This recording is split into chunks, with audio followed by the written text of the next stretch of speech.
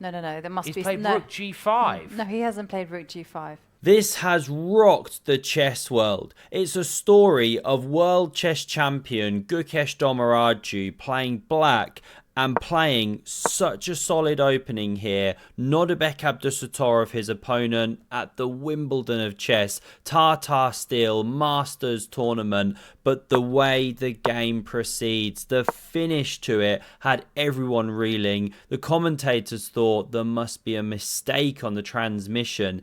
This is nuts. Maybe the worst blunder ever. I'd arguably say the worst ever. I don't know. Let me know your thoughts. Roy Lopez, bishop kicked back here. We do soon see it take that knight off the board. Here we go. The delayed exchange variation. Never did figure out why it's called that. Yes, you can win a pawn, but so can black. And it's a recurring theme many moves before as well. Sometimes you do it with the queen. So we see d3 to cover. This is now really a threat. That's why the knight forgets which way it's supposed to go. Not backwards, you big wuss. But it's good. These are the top best players in the world. They know when to go backwards. Knight developing, castles, bishop e3, and rook e8's very natural, followed by a4. They love to push a rook pawn, gain space. See what I mean? They're both at it now, gaining the space there, activating the rooks a little, and now for a weird move. Freak your opponent out. King h1. And if you play such a move, always death stare right after you do it. Your opponent will be absolutely freaked, might even leave the board and resign. Now what's the idea? First thought is f4. Then again, you could even see some rook g1 weirdness. Is the knight about to maneuver? We'll find out. Bishop d6 is played to overprotect this pawn. Whoops. Also open the rook. Prepare to maneuver. Both players going on some pony manoeuvring now. We know top grandmasters love to do it. Some even practice with their Nimbus 2000s. Now we see c5. Why would you voluntarily turn your bishop into a massive pawn? Well, you're clamping on the d4 square. Difficult for white to break. And actually, the knights are doing quite well in this position against the bishops because of the pawn structure. Closed. Now we see the knight gallop into the middle. It stops any f4 ideas. This is the preferred move of the Stockness monster. But in the game, knight f5. Look at Garry Kasparov. He's either really happy or he's had a really bad curry or something. I don't know. Something weird's going down there. We see the bishop backing up here to defend the king. Open the queen. No chance of playing d4 for you. So knight c4 was played. Hits the pawn. Never play f6. Very, very stinky. Hans Feingold doesn't like it. Now queen g4.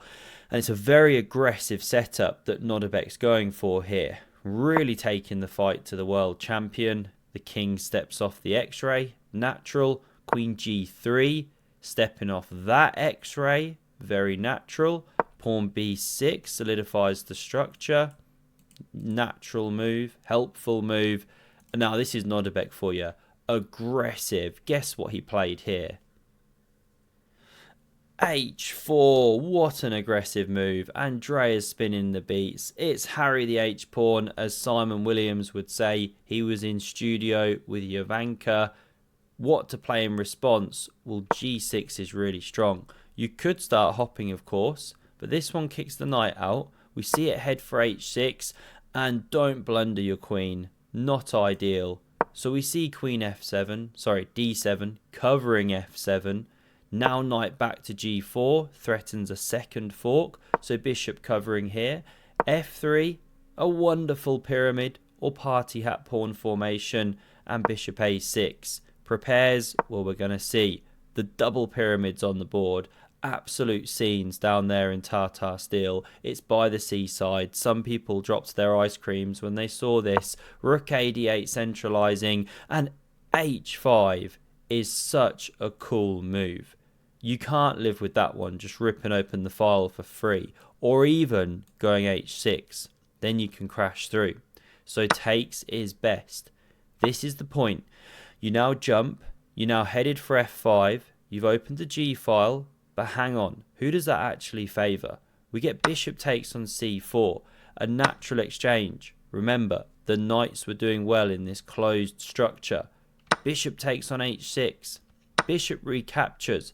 Black has the better minor piece and control of the half-open file. What's Nordebek playing at? He is worse here. World champion around a half a pawn ahead. We see rook g6, good move. Bishop gonna drop. Not today, sir. And now you could play with this rook here. Quick line I want to show you, because we see the knight hop and get taken, changes the structure, changes the character of the game. But it was far from forced. G4 is actually the strongest move here. It's the classic light squared grip against dark squared grip thing. The queen can kind of shimmy its way in, go rook a2 to cover the pawn, not rook f2, you lose a rook, and something like this even allows you to give an exchange. It's why I wanted to show this. There are some very, very interesting lines where the knight is worth a rook. Now in the game, none of that. We saw knight f4. And it allows takes. You have to be doing that. Pawn recaptures. And it's changed everything. Minor piece is gone. Now this is good for black. The board's being dominated by the rooks and the pawn. And the queen's going to be shimmying in. Looks really good. But in the game, Nordebek plays the beautiful pawn g4. What is that? Allowing takes en croissant. Of course Gukesh does it. Bellows it in his best French accent. By the way, go and get yourself an en croissant shirt or mug or something. It's in the merch store. I absolutely love that one. The design and everything. Right now, I've got the Rookcliffe one on. Do you even Rookcliffe, bro? Many cool shirts there. And we just dropped the mushrooms one as well. It's finally in the shop, right? Can't wait to get that in the post. King g2 is now played. And queen d4. So this was the point. You're using that pawn as a bit of an umbrella against attack. Your rook's coming to the h-file. Of course, I'm talking about the pawn being the umbrella. We don't literally have Chris Bird there with his umbrella. He absolutely loves it, though. And now rook e1. Great move, covering e3. f2's covered. You're no longer attacked. And in some lines, these pawns push. So Gukesh fights back with the move. King g7. And the point is that, say now, for example, you go pawn f4. Then there's rook h6. Queen goes away and rook h2 check. Now what's going on here? Rook takes on c2. It's such a wild position. Black's a bit better, but very complicated. Rook f3 lifts and defends. Let's run back. No f4. Instead, we saw the move. e5. Really fascinating position. Both kings under fire. So many different changes of pawn structure possible. In the game, we saw rook h6, and let's just stick with what was played. Check. And now you could take off the queens. Something like this, right? And pretty much all variations, unless you do something a bit silly, lead towards a draw. Especially for these guys, very easy draw. They can push and push and push, right, one side, but it's a draw in all of the lines. But we didn't see the queens leave the board. We saw rook g6, fine. Queen f5 in the danger zone. And this is the moment where Gukesh D, for what would be a word beginning with D, disastrous, goes disastrously wrong.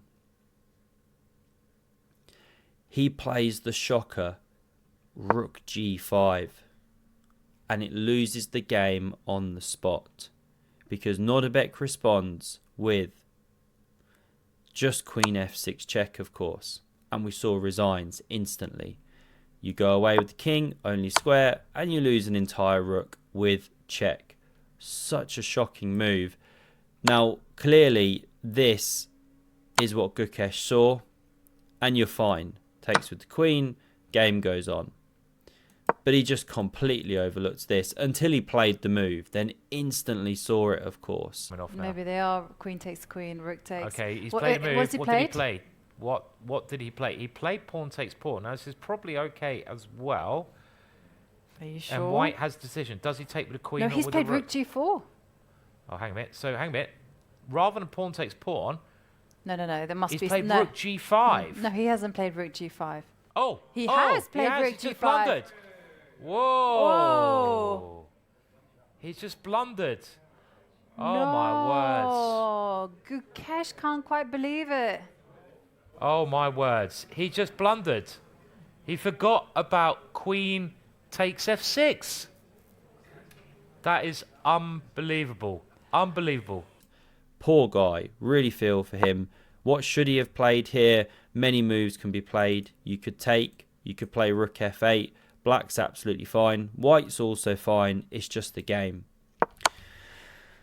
Wow. That's the world chess champion going down.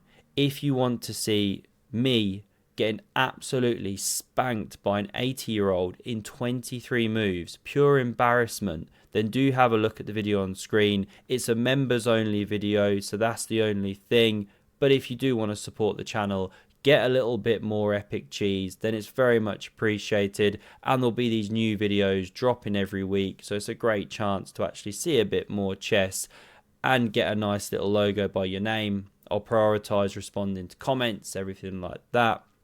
Really is appreciated. Thanks a lot for watching this game, and I hope to see you again soon. Cheers.